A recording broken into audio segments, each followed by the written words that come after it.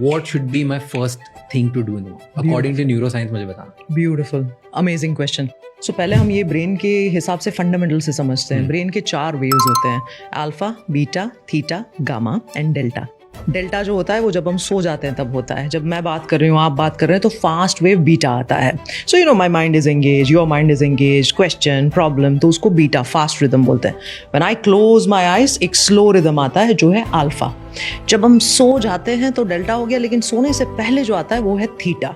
अब हम जब सो गए तो डेल्टा हो गया. अब सुबह जब उठने वाले हैं तो एकदम से लोग बीटा में उठते हैं. अलार्म लगा लिया, एकदम से भाग गए, चौंक गए. So you are on a बिल्कुल जीरो की आप न्यूट्रल गियर में थे, वहाँ से आपने सीधा 5th गियर में गाड़ी को भगा दिया. तो क्या होगा गाड़ी का? Obviously it will crank, it won't function properly. So जो सबसे पहला आवर होता है, you go from your एकदम आराम वाला wave delta to theta to alpha to beta. So ये जो बीच का पावरफुल फेज होता है ना, थीटा और अल्फा वाला, अगर वो आपने हैक कर लिया तो वो बहुत काम का है. तो सबसे पहला क्या करना चाहिए?